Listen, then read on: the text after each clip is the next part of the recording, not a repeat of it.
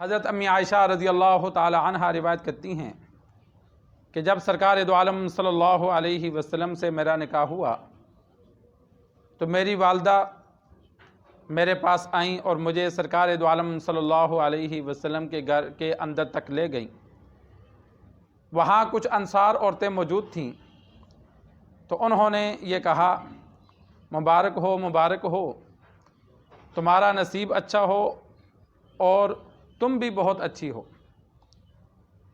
امام بخاری رحمہ اللہ نے یہ حدیث یہاں نقل کی کہ جو عورتیں دلہن کو بناؤ سنگار کریں اور دلہن کو لے کر آئیں تو ان کو دعا دینا یہ احادیث سے ثابت ہے۔ سرکار دو عالم صلی اللہ علیہ وسلم سے دلہا کو بھی کے لیے بھی دعا ثابت ہے۔ عبد الرحمن بن عوف رضی اللہ تعالی عنہ کو آپ صلی اللہ علیہ وسلم نے دعا دی تھی، بارک اللہ لک۔ جب پتہ چلا کہ نکاح ہو گیا تو فرمایا اللہ تبارک و تعالی تیرے نکاح میں برکت عطا کرے۔ اور ترمذی شریف کی روایت میں دعا ذرا لمبی ہے دلہا کے لیے، بارک اللہ لک و بارک علیکما و جمع بینکما فی خیر۔ انسان کسی بھی دلہے کو نکاح کے موقع پر جب ملتا ہے تو یہ دعا اس کو کہے جو احادیث میں ثابت ہے، بارک اللہ لک و بارک علیکما و جمع بینکما فی خیر۔ اور اسی طرح دلہن جب گھر میں آئے تو جو وہاں موجود عورتیں ہیں وہ ان کو دعا دیں کہ اللہ تیرا نصیب اچھا کرے، اللہ اتفاق اور برکت سے تمہیں رکھے۔ تو یہ دعا دینا احادیث سے سنت سے ثابت ہے۔ اور اس سے ایک بات ساتھ ذہن نشین کر لیں کہ ہم مسلمانوں میں انتہائی ایک بات کی تو یہ کمزوری آ گئی کہ ہمیں دعائیں نہیں آتی۔ دعاؤں کا سب سے بڑا یہ فائدہ ہوتا ہے کہ جب انسان مسنون دعائیں یاد کرتا ہے، ہر عمل کی دعا یاد کرتا ہے تو ہر موقع پر اس کا اللہ سے تعلق رہتا ہے، رابطہ رہتا ہے۔ اٹھتا ہے دعا پڑھتا ہے، سوتا ہے دعا پڑھتا ہے، کھانا کھاتا ہے دعا پڑھتا ہے، کھانے کے بعد کی دعا پڑھتا ہے، دودھ پیتا ہے دعا پڑھتا ہے، پانی پیتا ہے دعا پڑھتا ہے، بیت الخلاء آتے جاتے دعا پڑھتا ہے۔ تو یہ دن میں کئی بار اس کا اللہ سے رابطہ رہتا ہے۔ اور دوسرا یہ فائدہ ہوتا ہے کہ جو نعمتیں استعمال کر رہا ہے دعا پڑھتا ہے تو ساتھ ساتھ اللہ کا شکر بھی ادا کر رہا ہے۔ تو شکر ادا کرنے سے اللہ مزید انعامات میں ترقی عطا فرماتا ہے۔ لیکن ہمیں دعائیں آتی نہیں ہیں تو انسان خود بھی دعائیں یاد کرے، روزانہ 2-3 دن میں بھی ایک دعا یاد کریں گے تو ہم مہینے میں سال میں تمام دعائیں ہمیں یاد ہو جائیں گی۔ اور بچوں کو بھی یاد کروائیں، بچپن میں جو دعائیں یاد ہوں گی پھر بچے کو پڑھائی جائیں، ہاں بھائی سونے لگے ہو دعا پڑھو، کھانا کھانے لگے ہو کھانے کھا لیا اچھا دعا سناؤ۔ تو جب بچے کو پڑھنے کی عادت بن جائے گی تو ایک تو دعائیں یاد ہو جائیں گی اور دوسرا ہمیشہ پڑھتا رہے گا۔ تو یہ دعائیں انسان یاد کرے اور جو جس موقع کی دعا ہے انسان وہ دعا پڑھے، جس کو دعا دینی ہے انسان اس کو دعا دے۔ جو احادیث میں الفاظ ہیں سرکار دو عالم صلی اللہ علیہ وسلم سے جو منقول ہیں وہ دعائیں ایسے الفاظ کے ساتھ ہیں علماء نے ان میں رد و بدل سے منع کیا ہے کہ جو جامع الفاظ عمدہ الفاظ آپ صلی اللہ علیہ وسلم نے اختیار کیے انہی کو پڑھ کے دعا دی جائے۔ اور اسی طرح ساتھ اس حدیث سے ایک بات اور بھی ثابت ہوئی کہ اسلام میں بارات کا تصور نہیں ہے۔ آپ صلی اللہ علیہ وسلم کے دور میں نکاح کے لیے تو مرد جاتے تھے عورت کے گھر، وہاں رشتہ پوچھتا وہاں بیٹھ کے نکاح کر لیتے تھے، لیکن رخصتی جو ہوتی تھی اس کے لیے مرد والے نہیں جاتے تھے بلکہ عورت والے بچی کو تیار کر کے مرد کے گھر چھوڑ آتے تھے۔ یہ آپ صلی اللہ علیہ وسلم کا واقعہ موجود ہے۔ نکاح مکہ میں ہوا امی عائشہ رضی اللہ تعالی عنہا سے، اور مدینہ میں جب رخصتی طے ہوئی کہ فلاں دن رخصتی ہے تو عورتوں نے گھر میں تیار کر کے امی عائشہ کو خود جا کے آپ صلی اللہ علیہ وسلم کے گھر چھوڑا۔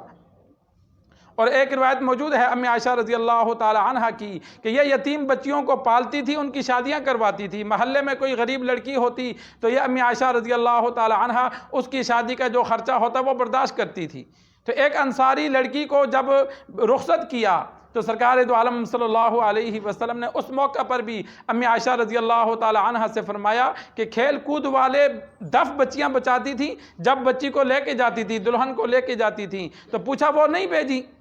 امی عائشہ رضی اللہ تعالی عنہا نے عرض کیا رسول اللہ نہیں، میں نے تو دلہن کو ایسے ہی بھیج دیا۔ فرمایا نہیں، ان لڑکیوں کو ساتھ بھیجنا تھا تاکہ وہ دف مارتے ہوئے دلہن کو لے کے جاتی کہ یہ جو انصار قوم ہے یہ اس بات کو پسند کرتی ہے۔ وہاں ایک رواج تھا جب دلہن کو لے کے لڑکیاں جاتی تو چھوٹے بچے چھوٹے بچیاں وہ دف مارتے اشعار پڑھتے ایسے اگلے کے گھر چھوڑ کے آتے تھے۔ اور ہمارے ہاں یہ طریقہ غلط ہو گیا، اب بارات پر کتنا زیادہ دلہن والوں سے ہم خرچہ کرواتے ہیں، یہ بالکل ناجائز ہے۔ کوشش کی جائے کہ انسان بارات ہی نہ لے کر جائے، اگر کہیں مجبوری ہے جانا ہی ہے تو انسان کم سے کم 2 4 8 بندے، میں نے اپنے بھائیوں کی شادی کی، الحمدللہ 8 بھائی ہیں، لیکن ہم نے کہیں بھی بارات نہیں لے کر گئے، اگر کسی جگہ مجبوری بھی تھی تو ہم 7 8 بندے گئے، 10 بندے گئے، اور وہاں گئے اور الحمدللہ کسی بھائی کا جہیز نہیں لیا۔ اگر کسی نے مجبور ہو کے تھوڑا بہت دے دیا تو ان کو بھی روکا کہ نہ دو، الحمدللہ سب بھائی اپنے گھروں میں خوش ہیں۔ تو انسان یہ کوشش کرے، ہم دوسرے کے گھر تو نہیں جانا، ہم نے تو اپنے قبر میں جانا ہے، تو ہم اپنی سادگی اختیار کریں۔ لوگ کہتے ہیں جی آج کل نہیں ہو سکتا، ہم نے کر کے دکھایا۔ ابھی میں نے سالے کی شادی کی فیصل آباد سے، تو وہ بچی والے غریب تھے، انہوں نے کہا ہمارے پاس کچھ نہیں ہے۔ میں نے کہا ہمیں کچھ نہیں چاہیے، ایک جوڑا کپڑوں تک نہیں دیا، نکاح کر کے لڑکی کو لے آئے، کچھ بھی نہیں دیا، کچھ بھی نہیں۔ ابھی یہ اگست میں شادی کی ہے۔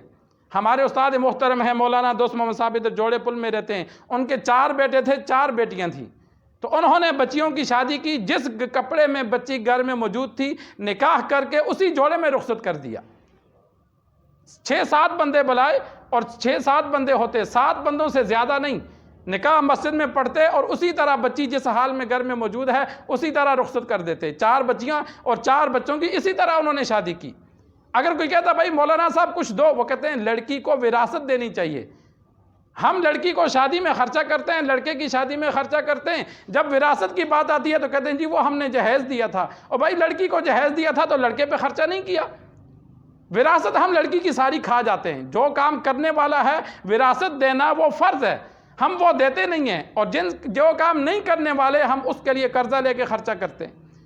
تو رسومات سے انسان اجتناب کرے۔ سرکار دو عالم صلی اللہ علیہ وسلم کی شادیاں یا صحابہ کی شادیاں آگے آ رہا ہے کہ وہ ان کی شادیاں کتنی سادہ ہوتی تھیں۔